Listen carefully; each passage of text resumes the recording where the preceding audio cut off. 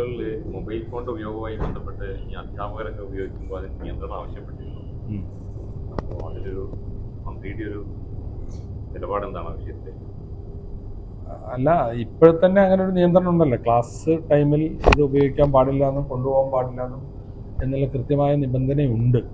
അപ്പം അത് പിന്നെ ഇടവേളകളിൽ ചിലപ്പോൾ എന്തെങ്കിലും കാര്യങ്ങൾ അവർക്ക് വിളിക്കാനും പറയാനൊക്കെ ഉണ്ടെങ്കിൽ, കമ്മ്യൂണിക്കേറ്റ് ചെയ്യാനൊക്കെ ഉണ്ടെങ്കിൽ നമുക്ക് അവസരം കൊടുക്കാം. പക്ഷേ ക്ലാസ് റൂമിൽ ഉപയോഗിക്കാൻ പാടില്ല എന്നുള്ളൊരു നിയമമുണ്ട്. വിദ്യാഭ്യാസ വകുപ്പ് മേധാവികളുമായി ഒരു മീറ്റിംഗ് എടുത്തപ്പോൾ അതിൻ്റെ ഒരു യഥാർത്ഥ സ്റ്റാറ്റസ് എന്താണെന്ന് പരിശോധിക്കാൻ വേണ്ടി പറഞ്ഞു. ഒരു വ്യത്യസ്ത വശങ്ങളാണ് കേൾക്കുന്നത്. കഴിഞ്ഞ ഗവൺമെൻറ് ഒപ്പിട്ടു എന്നുള്ളത് യാഥാർത്ഥ്യമാണ്. MOU ഒപ്പിട്ടാൽ ഏകപക്ഷീയമായി പിൻവാങ്ങാൻ കഴിയുമോ? അത് അപ്പോൾ പിന്നീടുണ്ടായത് എന്താ, ഇത് സംബന്ധിച്ച് വിവാദങ്ങൾ ഉണ്ടായപ്പോൾ തൽക്കാലം നിർത്തിവെക്കുക, കെപ്റ്റ് ഇൻ അബയൻസ് എന്ന് പറഞ്ഞിട്ടാണ് കഴിഞ്ഞ ഗവൺമെൻറ് ഒരു കത്തെഴുതി. അപ്പോൾ അതിലാണ് നിൽക്കുന്നത്. അതിനി നമ്മൾ എന്ത് രീതിയിൽ അതിനെ മുന്നോട്ട് കൊണ്ടുപോകണം എന്നുള്ളത് ആലോചിക്കേണ്ട വിഷയമാണ്. അത് UDFൻ്റെ ഒരു പിന്നെ പോളിസി മാറ്ററാണ്, പൊളിറ്റിക്കലായിട്ട് തീരുമാനം പറയേണ്ട കാര്യമാണ്. ഏതായാലും ഞാനതിൻ്റെ ഇപ്പോഴത്തെ ഒരു സ്റ്റാറ്റസ് നമ്മൾ മനസ്സിലാക്കിയത്, കഴിഞ്ഞ ഗവൺമെൻറ് ഒപ്പിട്ട് കഴിഞ്ഞാൽ അത് കഴിഞ്ഞു. അത് പ്രകാരമുള്ള എയ്ഡും കിട്ടി. 93 കോടി രൂപ അന്ന് സംസ്ഥാനം അതിൻ്റെ പേരിൽ വാങ്ങുകയും ചെയ്തു. അല്ലെങ്കിൽ ബ്ലോക്കായി നിന്ന പണം വന്നു. അപ്പോൾ ഇനി അതിൽ നിന്നുള്ള അതുമായി എങ്ങനെയാണ് അതിൻ്റെ ഫർദർ എന്നുള്ളത് ആലോചിച്ച് തീരുമാനിക്കേണ്ട ഒരു കാര്യമാണ്. അതിൻ്റെ നിയമവശങ്ങളും നോക്കണം. പിന്നെ ഇതിലൊക്കെ നമുക്കുള്ളൊരു നിലപാടുണ്ട് കേട്ടോ. ഞങ്ങളത് കൃത്യമായിട്ട് പറയുന്നു. കാരണം നമ്മുടെ നാട് ഒരു ഫെഡറൽ സംവിധാനത്തിലുള്ള രാജ്യമാണ്. അതിൽ കേരള സാമ്പത്തിക റേഷ്യോ ഉണ്ട്.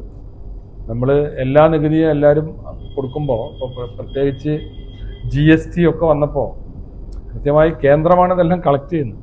അപ്പോൾ അതിൽ നിന്ന് വരുന്ന വിഹിതമാണ് ഈ വിവിധ നികുതികൾ. അപ്പോൾ ഈ സ്കീം പിന്നെ 60-40 നടപ്പാക്കേണ്ട കുറേ സ്കീമുകൾക്ക് കിട്ടുന്ന പണമാണ്. അതിന് കേന്ദ്ര ഗവൺമെൻറ് ഒരു കണ്ടീഷൻ വെക്കുക. അതും വിദ്യാഭ്യാസം എന്ന് പറഞ്ഞാൽ കൺകറൻറ്റ് ലിസ്റ്റിൽ പെട്ടാണ്. സ്റ്റേറ്റിനും സെൻട്രലിനും അവകാശമുണ്ട്. എന്നാലും പ്രാഥമിക വിദ്യാഭ്യാസവും അതുമായി ബന്ധപ്പെട്ട കാര്യങ്ങളൊക്കെ അതാത് സ്റ്റേറ്റുകളാണ് നിർവഹിക്കുന്നത്. അപ്പോൾ അങ്ങനെ ആ കണ്ടീഷൻ വെച്ചത് ശരിയല്ല എന്നുള്ള അഭിപ്രായം അന്ന് ഞങ്ങൾ പറഞ്ഞിട്ടുണ്ട്. പക്ഷേ ഇതിപ്പോൾ എത്തി നിൽക്കുന്ന ഒരു അവസ്ഥ എങ്ങനെയാണ് അത് പരിശോധിച്ച് അതിൽ UDF പൊളിറ്റിക്കലായിട്ടാണ് അതിലൊരു തീരുമാനം എടുക്കുക. 21 ലക്ഷത്തോളം സന്തുഷ്ടരായ ഉപഭോക്താക്കളും 2 ലക്ഷത്തോളം തിമിര ശസ്ത്രക്രിയകളും പൂർത്തിയാക്കിയ മലബാറിലെ ഏക കണ്ണാശുപത്രി Al Salama high hospital road, Perinthalmanna. അതായത് MOU ഒപ്പിട്ടു എന്നുള്ളത് യാഥാർത്ഥ്യമാണ്. ഇനി അതിൽ നിന്ന് ഒരു കക്ഷിക്ക് പിൻവാങ്ങാൻ കഴിയുമോ, അതിൻ്റെ സാഹചര്യം എങ്ങനെയാണെന്ന് പരിശോധിക്കണം. ഞങ്ങളുടെ നിലപാടിൽ ആർക്കും അഭിപ്രായ വ്യത്യാസമില്ല. എങ്ങനെ അല്ല, ഞങ്ങളുടെ ഈ സമീപനത്തിൽ ഞങ്ങളുടെ നിലപാടിൽ ആർക്കും അഭിപ്രായ വ്യത്യാസമില്ലല്ലോ. എല്ലാവരും അറിയുന്ന നിലപാടാണല്ലോ UDFനുണ്ട്. പക്ഷെ കഴിഞ്ഞ ഗവൺമെൻറ് ഉണ്ടാക്കി വെച്ച ചില സ്ഥിതിവിശേഷമുണ്ട്. ഗവൺമെൻറ്റുകൾ തുടർച്ചയാണ്. ഗവൺമെൻറ്റുകളുടെ രാഷ്ട്രീയത്തിന് മാറ്റം ഉണ്ടാകും. ഗവൺമെൻറ്റുകൾ തുടർച്ചയാണ്. പക്ഷേ ഇത് വിദ്യാഭ്യാസ രംഗവുമായി ബന്ധപ്പെട്ടൊരു പ്രശ്നവുമാണ്. അപ്പോൾ അതുകൊണ്ടാണ് ഞാൻ പറഞ്ഞത്, അതിൽ പിന്നെ മന്ത്രി എന്നുള്ള നിലയ്ക്ക് എൻ്റെ ഒരു നിലപാട് മാത്രമല്ല അതിൽ വരേണ്ടത്. അത് ഞങ്ങൾ ആലോചിച്ച് UDF അടിസ്ഥാനത്തിൽ ഒരു തീരുമാനം വൈകാതെ ഉണ്ടാവും. അപ്പോൾ അതിനു മുമ്പ് ഇതിൻ്റെ വിശദാംശങ്ങൾ ചോദിച്ചിട്ടുണ്ട്. വൈകാതെ അത് കിട്ടും. അല്ല, അങ്ങനെ അല്ലല്ലോ. നിലവിലുള്ളൊരു സ്റ്റാറ്റസ് പരിശോധിച്ച് അതിൻ്റെ വിവിധ വശങ്ങളാണ് നമുക്ക് നോക്കേണ്ടത്.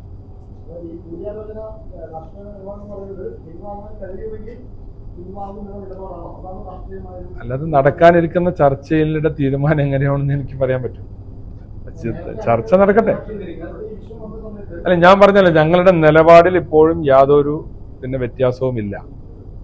ഇത് ഇങ്ങനെ വെക്കാൻ പാടില്ല. കേന്ദ്രം പറയുന്നത് കേരളം പഠിപ്പിക്കണം എന്ന് പറയുന്നത് ശരിയല്ല.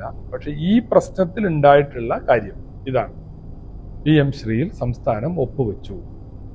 പിന്നീട് കുറെ കഴിഞ്ഞിട്ടാണ് ഇതിൽ അവർക്കിടയിലുണ്ടായ പ്രശ്നങ്ങളും വിമർശനങ്ങളൊക്കെ വന്നപ്പോൾ തൽക്കാലം നിർത്തിവെക്കാൻ പറഞ്ഞു. അതിനിടയിൽ കുറച്ച് ഫണ്ട് കൊടുക്കുകയും അതിവിടെ സ്വീകരിക്കുകയും ചെയ്തു. ഇതെല്ലാം കഴിഞ്ഞ ഗവൺമെന്റിന്റെ കാലത്ത് സംഭവിച്ചതാണ്. ഇനി ആ കാര്യത്തിൽ എന്ത് ചെയ്യാൻ പറ്റും എന്നുള്ളതാണ് ഞങ്ങളുടെ മുമ്പിലുള്ള ക്വസ്റ്റ്യൻ. ഞങ്ങളുടെ നിലപാട് എല്ലാവർക്കും അറിയേണ്ടതാണല്ലോ. അതിലിനി വേറെ പ്രത്യേകിച്ച് പറയേണ്ട കാര്യമില്ല. അപ്പോൾ അതിനനുസൃതമായൊരു തീരുമാനം ഉണ്ടാവും.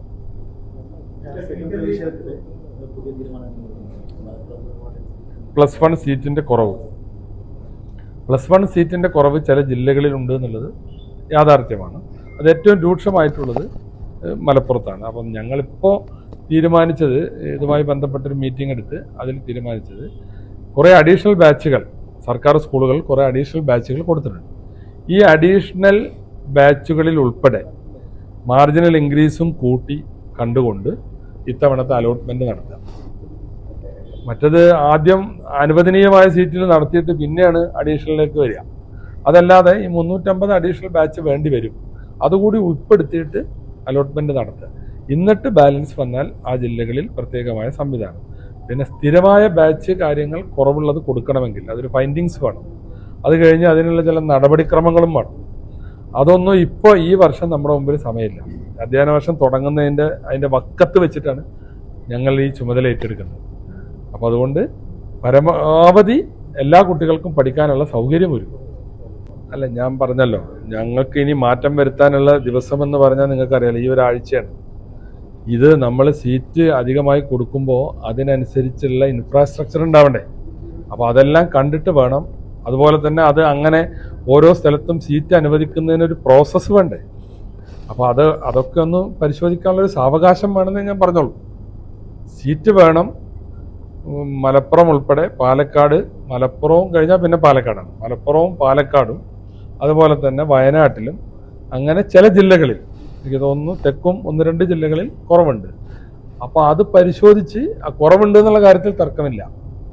പിന്നെ ഇതിൽ വരുന്നൊരു ഇഷ്യൂ എന്താ വെച്ചാൽ, ഇവർ തരുന്ന കണക്കുകളിലൊക്കെ അൺഎയ്ഡഡ് ബാച്ചുകൾ കൂടി ഉൾപ്പെടുത്തിയിട്ടാണ് ഈ കണക്ക് പറയുന്നത്.